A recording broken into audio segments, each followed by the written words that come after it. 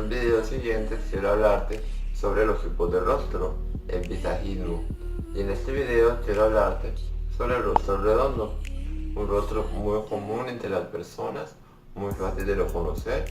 Suele ser un rostro de igual longitud y ensanchez. Quiero darte algunas recomendaciones para el cabello, para la barba, para la montura de las gafas o los lentes. Espero que este video sea de tu agrado y si es así, te invito a darle me gusta. Me gustaría comentarte que estas solo son algunas recomendaciones para la proporción de tu rostro. Sin embargo, sé que por todos y para todo hay gustos. Tal vez tú tienes un corte que va muy bien con tu personalidad, con tu forma de ser, o encaja y te ves bien y eso te da confianza y está muy bien. Pero sin embargo también sería bueno, no perdemos nada con entender y reconocer nuestro rostro y que es lo que va acorde con él. Dicho esto, podemos empezar. Hablemos del cabello. En el rostro redondo es bueno optar por cortes muy rasurados o muy polidos en los laterales y más volumen en la zona superior. Esto va a dar visualmente un rostro más alargado. No es bueno optar por cortes con mucho volumen en los laterales, ya que esto va a enfatizar la ensanchez del rostro.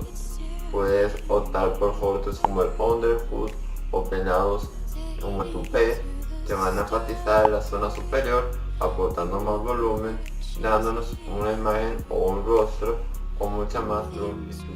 A la hora de comprar lentes o gafas para el sol, es bueno optar por lo contrario, por lo opuesto a tu tipo de rostro. Tienes el rostro redondo, entonces opta por gafas o lentes que sean cuadrados o rectangulares, ya que esto va a dar una armonía visualmente en tu rostro. Por lo contrario, si utilizas monturas redondas o ovaladas, va a enfatizar la ensanchez y la redondez de tu rostro. Recomendaciones para la barba. Bueno, para el rostro redondo sería recomendable utilizar una barba completa, ya que eso nos va a marcar un poco más el pómulo, como si fuera un contorno, y nos va a dar un rostro más anguloso. O también podrías enfatizar más el volumen en la zona del mentón de la barbilla para dar visualmente un rostro más alargado.